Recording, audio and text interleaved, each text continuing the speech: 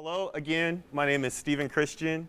Currently I'm an MD PhD student at the University of Nevada, Reno, and I'm also a animator and visual artist. And today we'll be going through the Black Realities Innovation Lab workshop. Before we get started, I'm gonna just tell you a little bit about my journey. Just in case you guys didn't get as much earlier in the panel when I spoke, but I started off as a football player. You know, I wasn't really in the arts. I grew up in California, Northern California, and I was fortunate enough to get a football scholarship to the University of Hawaii. And if you've ever been to Hawaii, it's a beautiful place when you visit.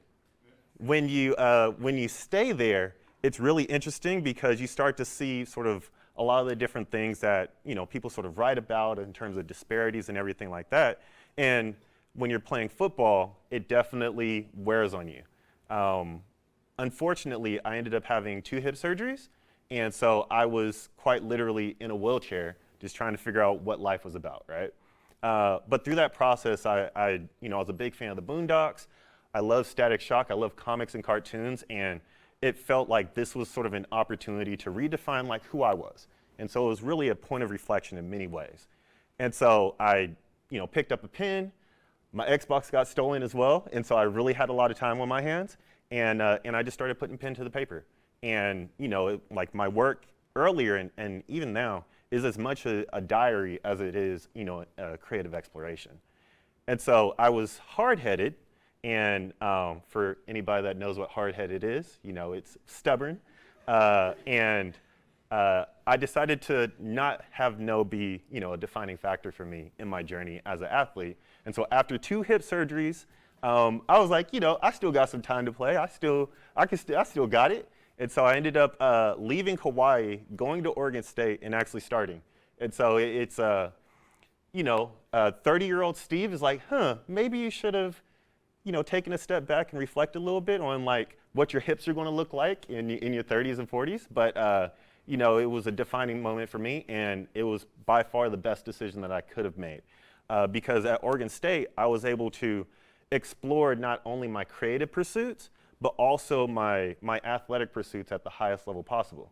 And so as you're sort of seeing this sort of journey, it looks like a winding snake, and quite literally, an animator that is in medical school that works in, AR and VR, it is a winding road.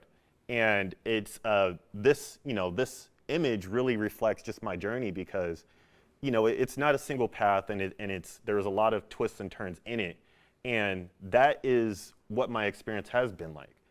Even in this space as an emerging tech person that's, creating the stuff that you see, it's like, once you see, the journey doesn't end when you get a no. The journey doesn't end when you have to pivot. The journey just continues, and it's up to you to just make that, a continuous path because, that's what life is about. It's fun, and you got to make it fun. And so, I say all that in terms of my journey because that's where my conviction lies. The experiences that I've had up until this point have instilled me into, the person that I am today.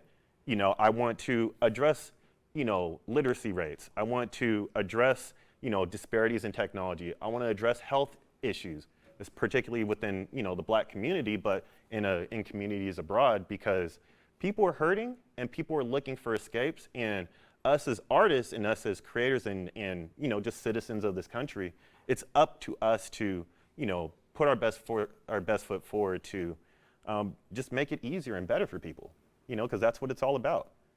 Quite literally, people wait their whole lives to have a 2-hour experience. And if you could provide that 2-hour experience for them, then like that impacts so many lives on a positive way, and the sky's the limit from there. And so, for me as in my work, it's to address issues and barriers through the efforts that I'm able to put forth, and technology is a means by which I can do that.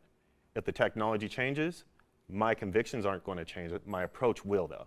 And that is reflected in just the work that I do. And you will see quite literally all the different pivots and changes through the use of technology that have allowed me to just pursue these ideas.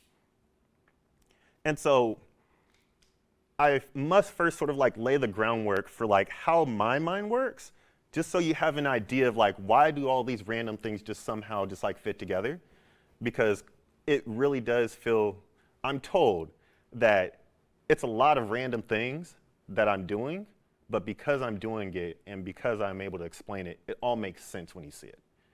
And at the end of the day, you know, I'm a scientist.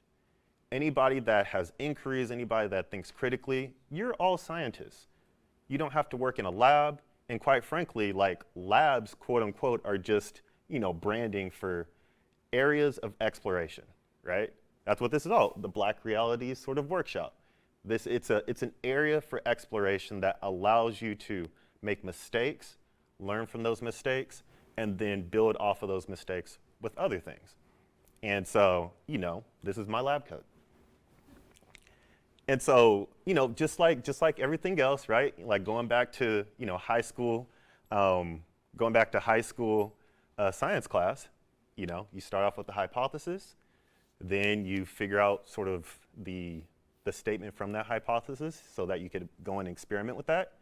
Then through that experimentation, you start to collect data on it, and then you develop a conclusion, and then you essentially put that into practice and you share and reflect on it. Scientific method, tried and true, and quite honestly, like that's what I live by. Because in this, it's so much uncertainty that like you just need something to anchor to. Yes, I might, I might skip the hypothesis part and say, I just want to experiment. But at the end of the day, I'm probably going to make a video about it. I'm probably going to tell some people about it. I might make a post on IG, and I'll just be like, hey, this is what I did, But it's all about communicating what that experience is with other people so that you can inspire other people. And so, you might be thinking like, oh yeah, like what is he talking about with all the stuff that he's doing? So my big experiment, quite honestly, is the project that I started when I was in a wheelchair. And it was a means by which I needed to find a way to get out of my current situation and create an opportunity for myself that just wasn't there. And it's all based off of just speculation, pure speculation. It's not going to work. I don't know. There's no data on it, blah, blah, right? But, for me, it was like what resonates with me and what will possibly resonate with everybody else. And so I came up, when I was living in Hawaii, I came up with this sort of concept or this feeling and theme of, what does it feel like to just be stuck on an island, quite literally? And how can you build a world around that, and how can you explore the themes that are just, very present in my reality, but speak to everybody else's reality? And so I came up with Island Fever. Quite literally, it's an island that is sick. That's literally what it came from. Just an island that is sick. Obviously, as a millennial, I'll play with words and letters because why not, right? But it stemmed from my experiences just as a consumer. I love the Boondocks. I love Magic School Bus. Who's seen Magic School Bus? There you go. That's what I'm talking about, right? Yeah. So I love Magic School Bus. I love the Boondocks, and that the Boondocks is very edgy. Magic School Bus it's very much an educational and an entertaining experience, but both of those are empowering. And so looking at those as entertainment, they're both empowering and they speak to me. And so how could I infuse those into it? And so I developed Island Fever, which is essentially just my excuse to create characters that have a growth mindset, that look like me, but also speak to the experiences that I've had, right? And so I use technology. Nothing's off the table because the project lends to it. And so the big experiment is, one, what does that look like? And two, what is the potential of that to make connections with other people? That is the pure hypothesis of it.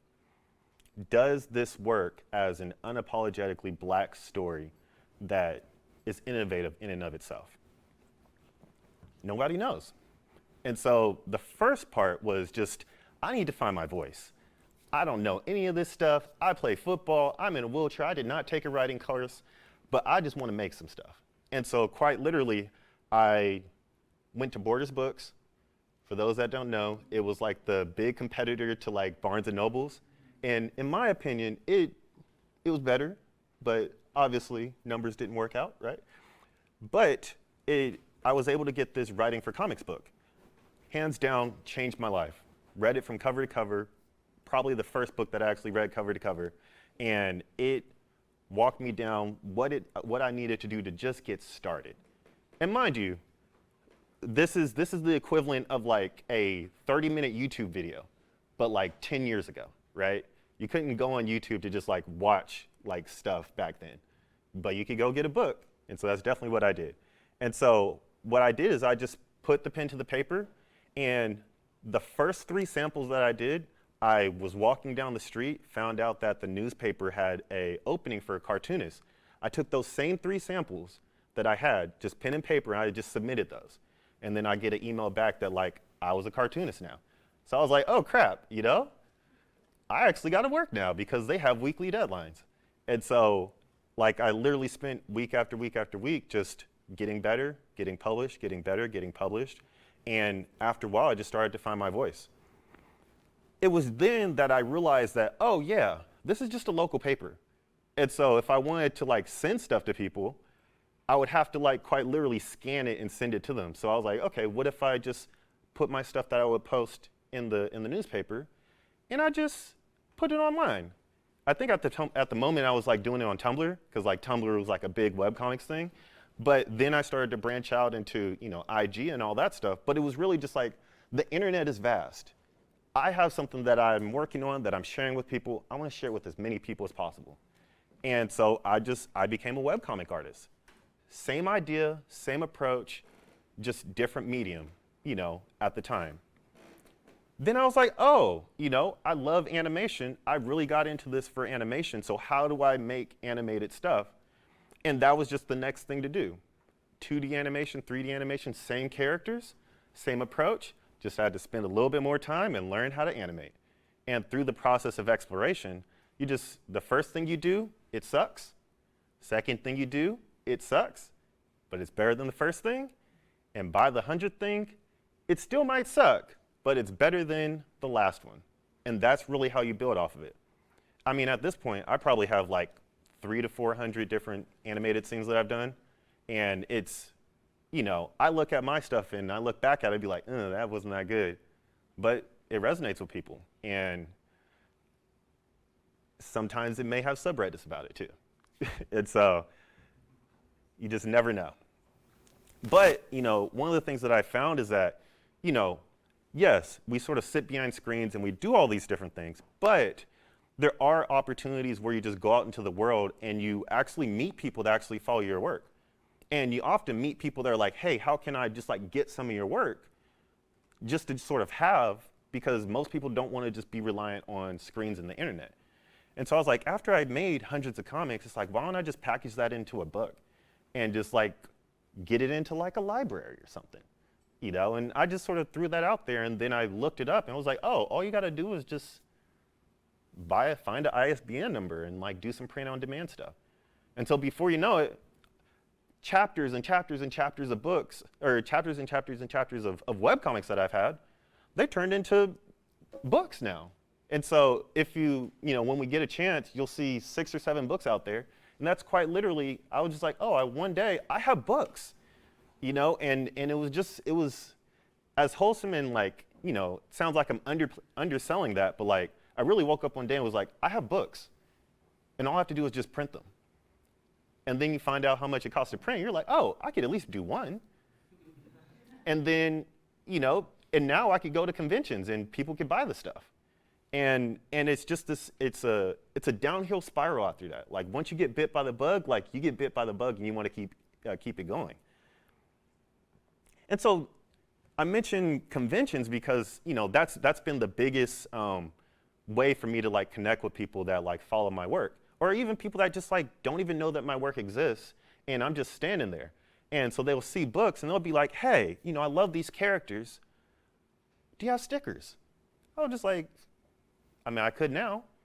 And quite literally, now I have stickers because people like those characters, and it gives me a new way to explore that isn't reliant on animation. It's not reliant on making full stories, but just doing little designs with the characters I've already established. And in many ways, the stickers can be storytelling experiences as well. But then we have this whole idea of tech and emerging and stuff.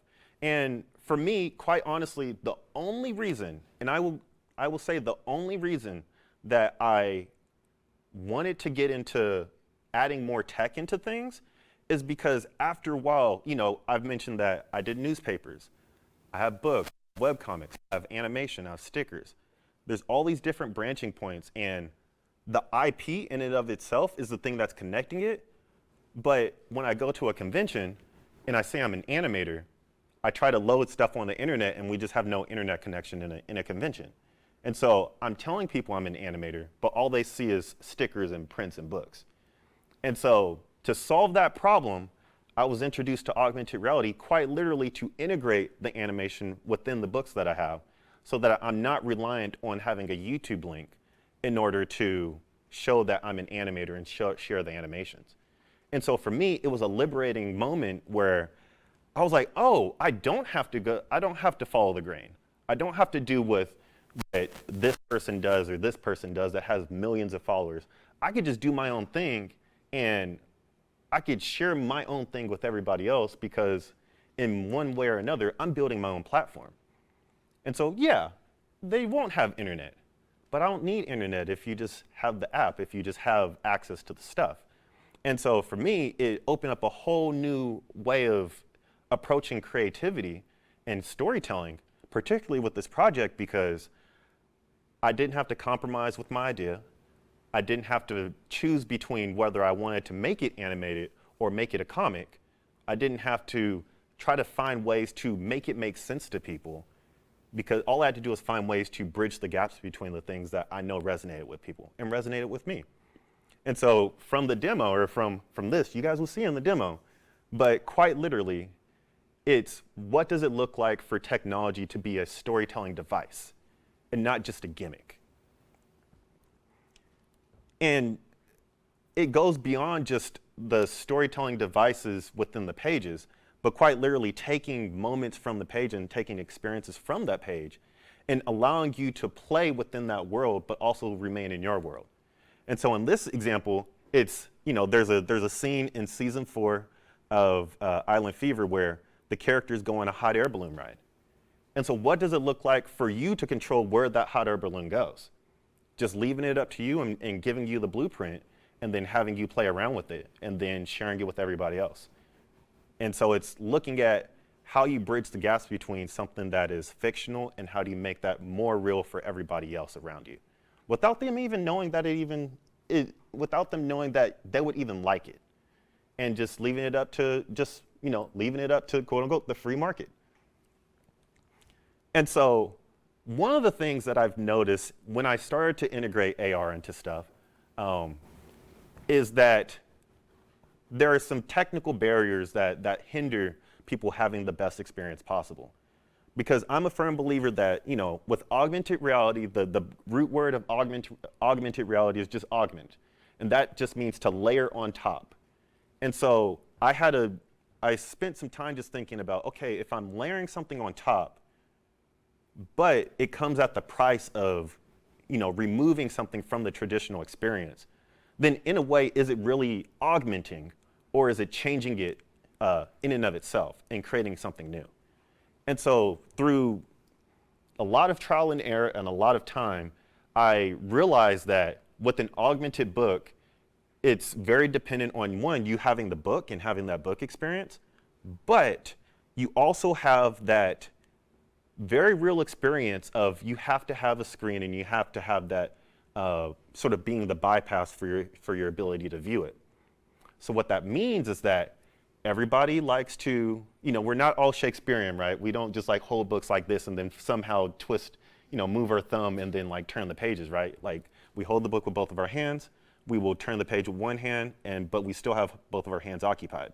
And so at what point does the phone come in to actually help you augment the thing? And it's just a simple question of just where does that third hand come from to hold the phone?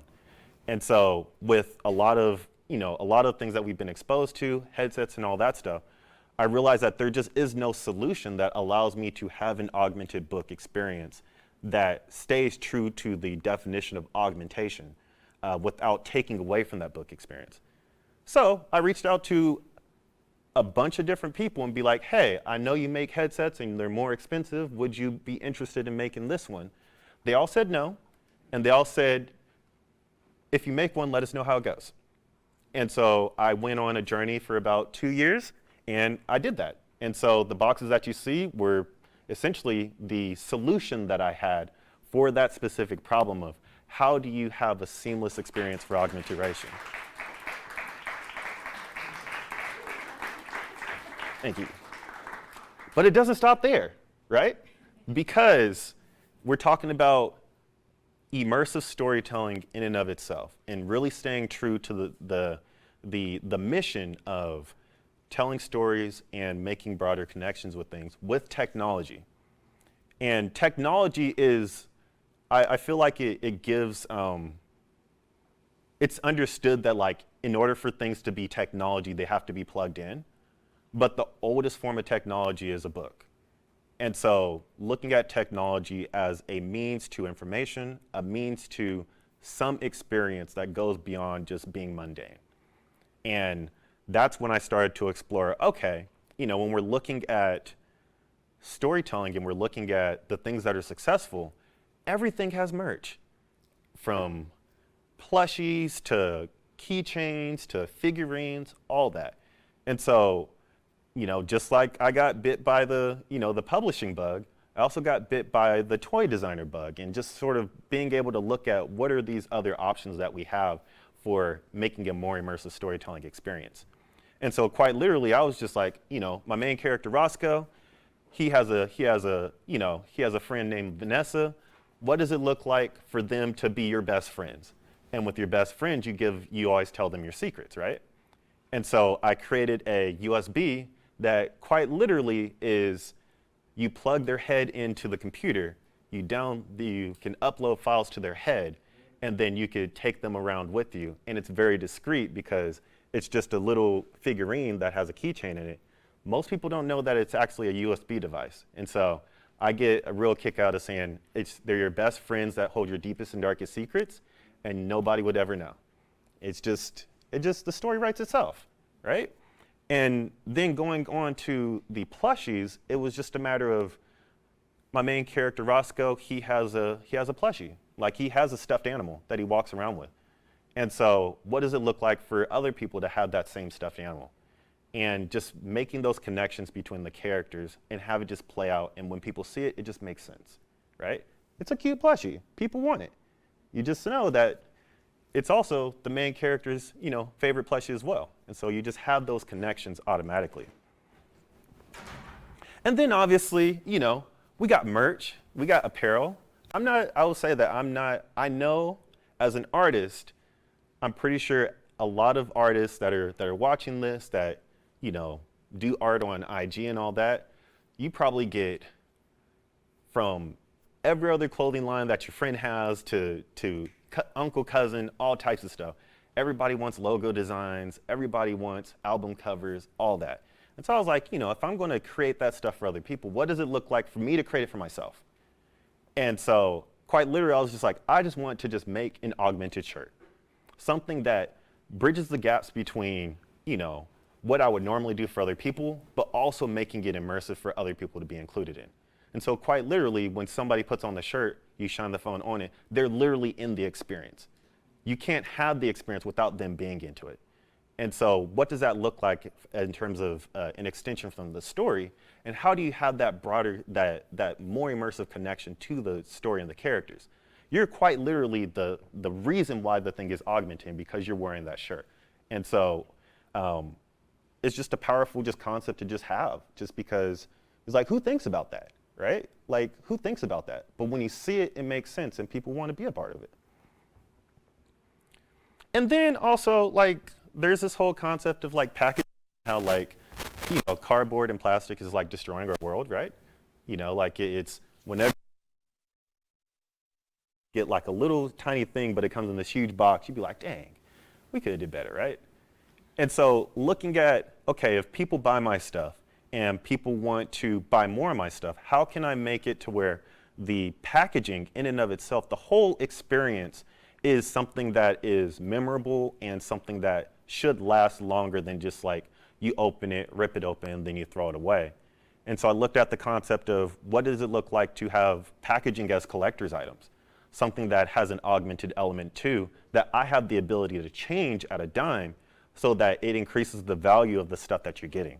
You're not paying for it, but you will definitely appreciate it when you get it, to where, you're not going to litter the world with copious consumerism, right? It's stuff that will hang on your walls. It's stuff that, will be repurposed because there's value in it in and of itself, opposed to, just saying, okay, this momentary thing that I have, it only exists as a moment.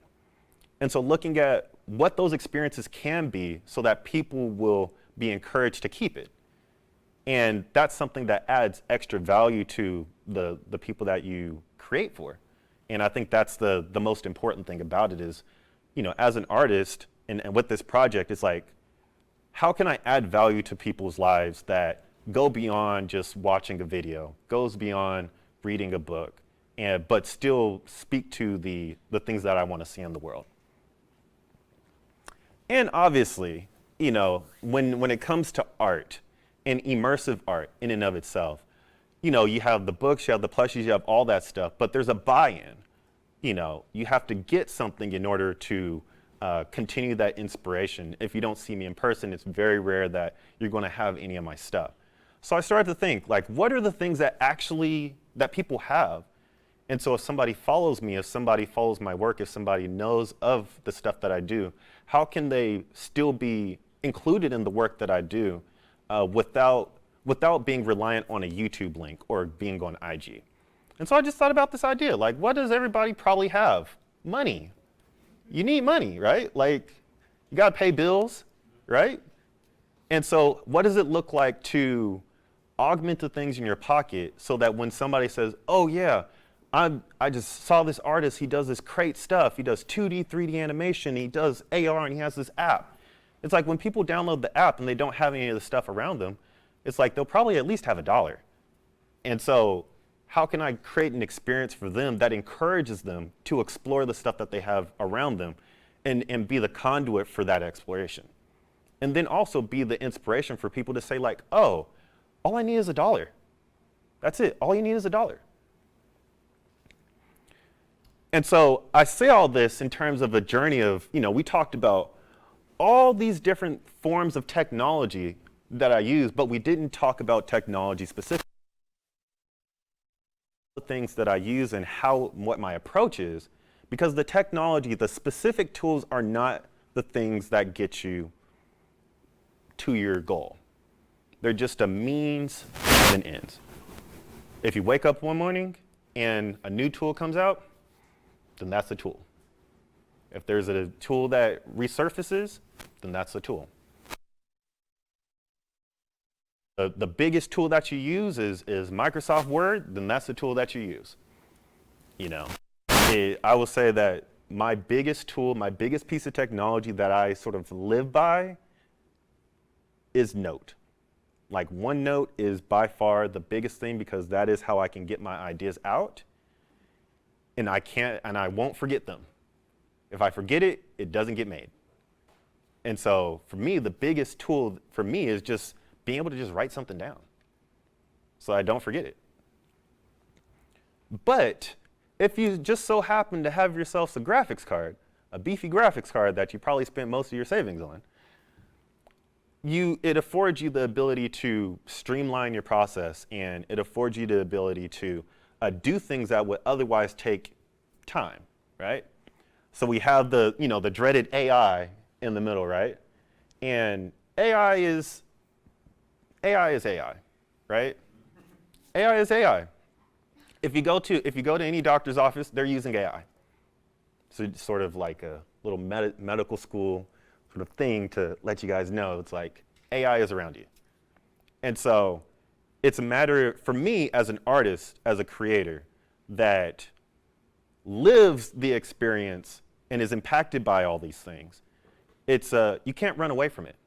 When Photoshop came out, what do you think they said about artists that were using Photoshop? They're not real artists. They're not mixing paint. They're not learning how to use printing presses. They're not using all that stuff because they don't need to, because technology has gotten to the point that allows them to not be hindered by the things that are around them. This is, in some way, shape, or form, this is one of those things.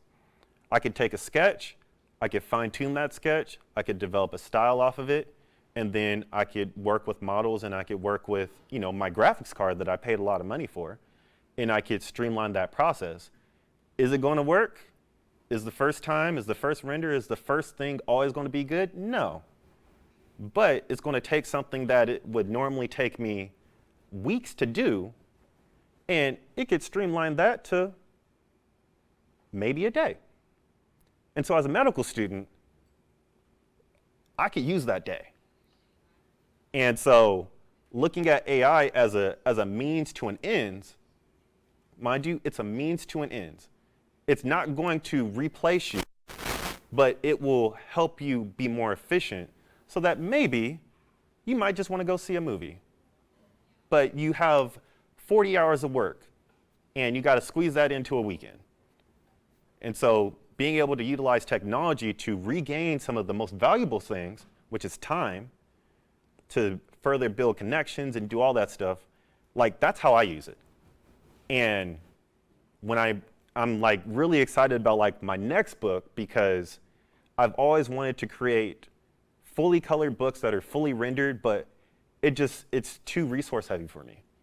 And so, but I have a vision of something that I want, and being able to explore the tools that I have access to do that, it's up to me to see how that's going to go. Because mind you, this is a big experiment. There's no expectations for anybody else but myself. But when something comes out, people really appreciate it. And so we're talking about technology. One of the things that has really helped with me is, I got into motion capture. I love motion capture at this point. I used to animate. I used to be a 2D animator full time, and then I moved to 3D, and then I moved to motion capture. But to give you a perspective, it would take me about 2 to 3 hours per second of animation in 2D. And if I was to do a 30-second spot, you could do the math of how much I expected to work in terms of hours, just for a 30-second spot that people are going to look at for 30 seconds and move on. And so being able to combine 3D and motion capture, that 20-second spot, I could do about 3 to 4 takes, and then, mix and match and create something within an hour. And so regaining 60, about 55 hours of time back, I really appreciate that. Thank you, technology. But ultimately, it comes down to this. I'm making stuff in my room based off of my interests, and I'm doing that ultimately to go out into the world and share it. It's all about building community. I will say that as a medical student, being an artist is a very, very good conversation starter. Regardless of who you meet, I've met neurosurgeons, I've met, CEOs, all that. They find out that I'm just, oh, what do you do in your spare time? Oh yeah, I'm an animator. People's eyes, they're like, I don't understand what you just said, but I want to know more. And then I'm able to share the stuff that I do, and then they're like, oh, I have a brother. I have a son that's really interested in that. I love it, and then you find ways to have these meaningful connections, all because I just decided one day to just pick up a pencil and then just draw some squiggles and then just get in the newspaper. And so it's you can't, it's an opportunity for you to not only set yourself apart and find yourself, but it's also an avenue for you to build connections in ways that otherwise would not have been made. Because quite honestly, people will literally stop me and be like, hey, you're the person that did this thing that I saw a couple years back, and it resonated with me. And those moments, you can't pay for those moments. And more importantly, you can't pay for those conversations and those connections that you'll have with people. And so for those that are watching as students, it's make the most out of this. This is the time to experiment.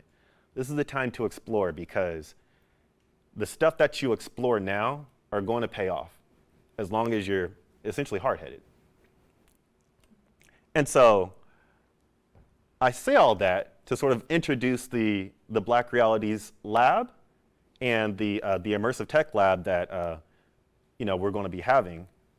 But really, it's the best way I could think about this is the place. If you don't have a place already, this is the place for you to make mistakes, experiment, explore, get feedback, and build a foundation that you're going to be building off of for the rest of your life, essentially.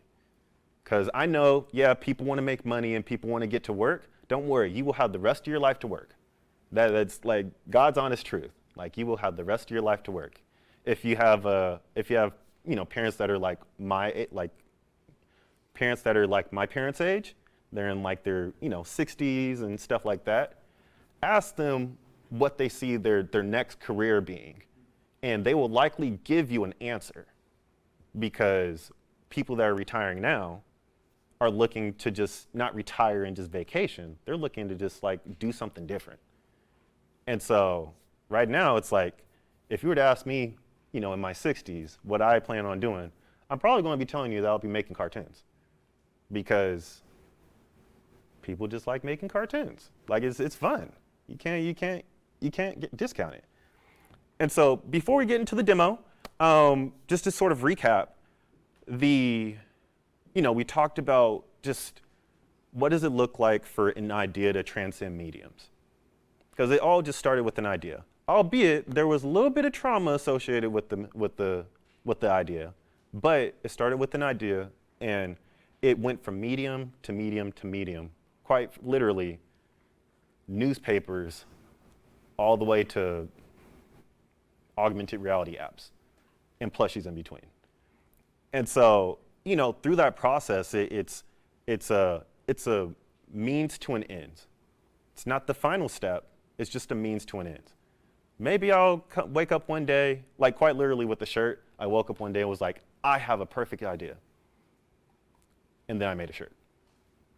I had to make the design, but then I made a shirt. And I said, what if I augment this shirt? Literally all in one day. And now I'm wearing it. You guys would never know, right? But when people see it, it makes sense. And throughout that process, you will start to have those moments where you're sort of fighting against the grain, but when people see it, it makes sense. And that's been the mission for me that I've been fortunate enough to sort of benefit from. And I'm excited for you all to be able to crack it open. And so as I get this all set up, are there any questions about anything before we get started? A lot to unpack, I know. And so disregard that. I'm a very messy desktop user. Like, if I put it in a folder, I'm going to forget it. And so I choose not to put it in a folder. Oh, gotta switch these up. Oh, I have two mics now.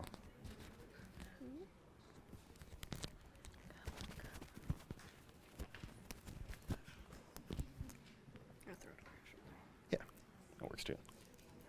While you do that, I am going to do some stuff.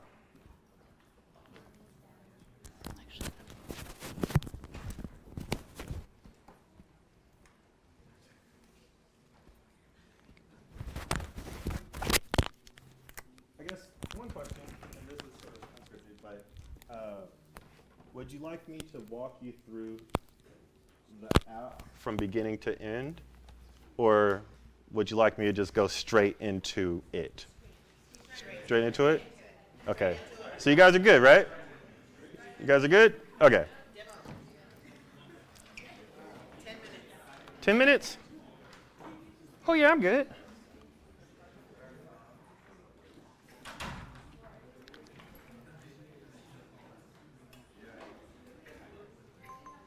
Uh-oh.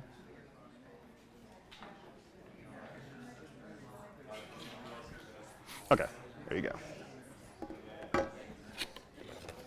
Okay, so while this is loading,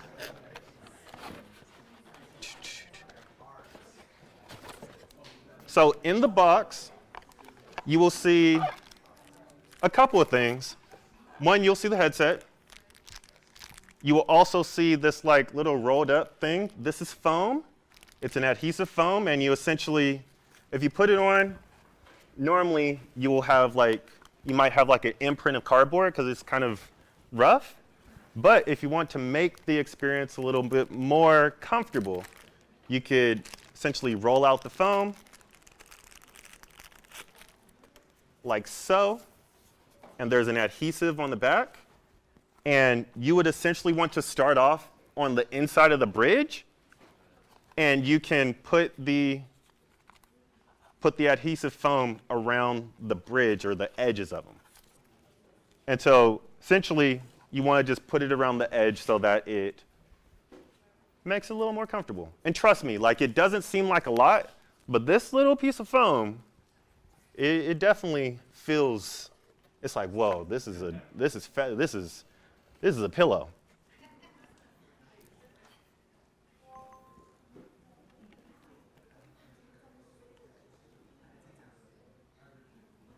Okay.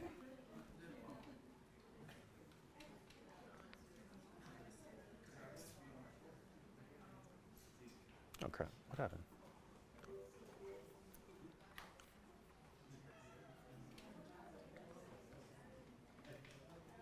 Okay, there you go. And so I'm going to grab this one because this one has my stuff on it.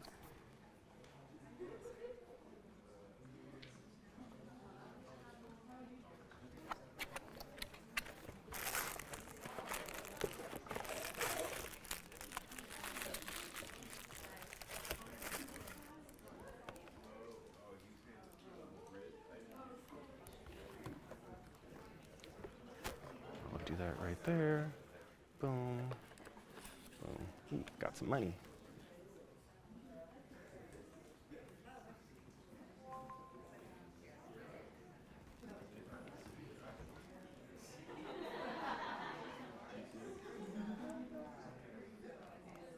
Okay, so when you go to the app, you're going to be presented with a screen called AR. You click the AR screen, or the AR button, and then you go to Demo Collection. Demo Collection will take you to this, where it allows you to sort of choose your experience. It's a lot to read, I know, but you just click Dynamic, and then you go to the defaults, so where it says Default, and then it gives you a little bit of a tutorial of like how things work. And I will actually, of how things work. And so you can read it just to know a little bit more information about it. But if you're already ready, you can click Get Started. And as you can see, I have my phone right there. So I'll just put this one away. And so the main attraction that we have is the AR comic, as you can see here. So this is the first 8 pages that I worked on. You saw it in the PowerPoint. But it's just a matter of exploring what does that look like in terms of immersive storytelling that's not a gimmick but an integral part of it. You'll also find 2 stickers, a bookmark, and then also some postcards. Definitely something to explore. And if you have $1, you could do that as well. But to go back to the initial problem that I told you about, and I'll go ahead and just make this full screen so you all could see.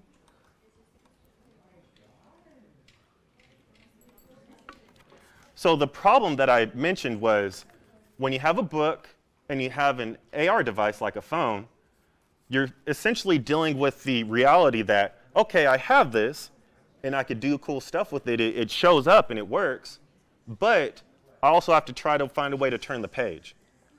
And so after a while, you realize that it's really difficult to turn a page on a book when you have your phone being held in your hand. So by placing the phone into the slot that you have, you can place your phone just into the slot right there so that it holds it in front like that. And then you just put it on and you're able to see it. And so when I'm having this experience now, I could go through and actually see the experience.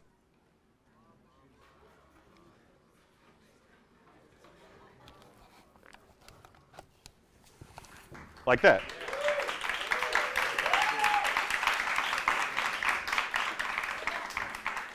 And so one of the very rare occasions is that I'm actually using my phone as a webcam. And so the only thing you see on this screen is actually black. And so I can't actually see it. But if you're actually using it in real time, you can. And so just to sort of go through what the demo is, because it's one thing to sort of talk about it and see it, but to actually experience it in real time.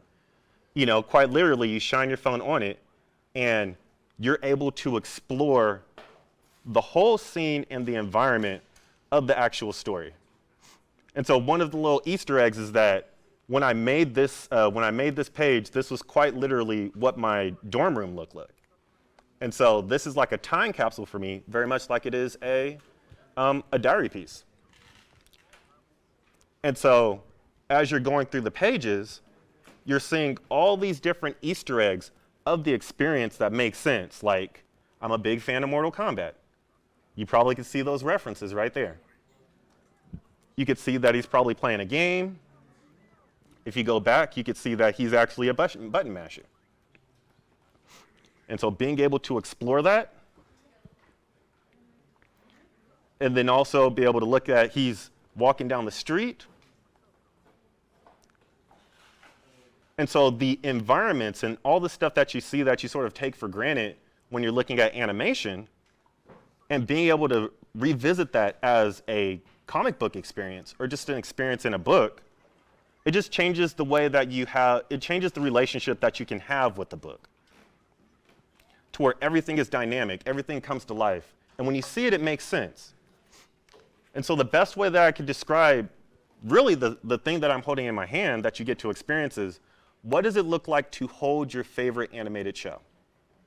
Just that concept of just having a tactile experience with something that resonates with you and being able to explore all the details of it with the freedom and not being directed to go from one thing to the next.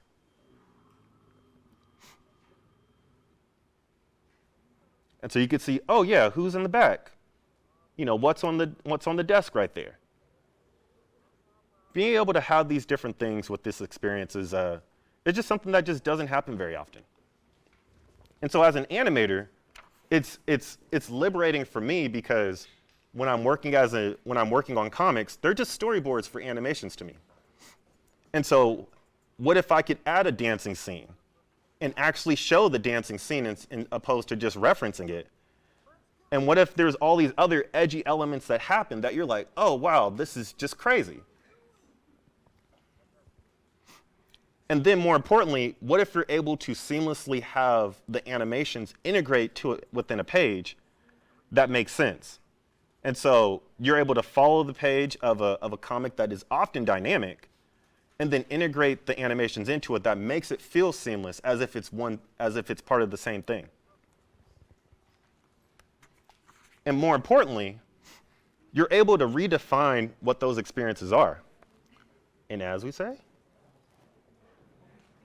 are we going to have it? Oh my gosh, there we go. Yeah, this is like my favorite one, because there's a lot of subtleties in it, but it's all centered around having an experience that is immersive. And so with this page, if you don't move the camera and you're just exploring, you'll realize that the camera is actually moving with the character. And throughout that, it unveils a whole lot more about this character's room and his environment and how he ticks. And to say that there's a definition of augmented reality that is reliant on just 3D work, I like to go against that, just because AR is just a way of augmenting things, right? I could have 2D stuff, and I could have interactions with it.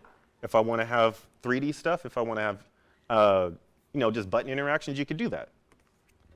And so with all these different things, you'll see that there are little Easter eggs and augmented elements in it that allow you to really, really explore the things we often take for granted, like bookmarks. Whoever thought that you can get tired of reading a book? Whoever thought that you could get tired of reading a book and then actually read a bookmark, and if you get tired of reading a bookmark, you could watch it? And so that is this super secret project that I've been working on called Island Fever Augmented Reality. I've been working on it for about 3 to 4 years, specifically on this.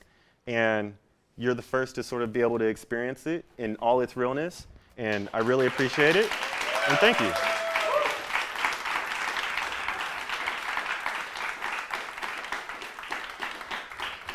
And so before I go, check out the Immersive Lab because it's coming next summer. So be ready.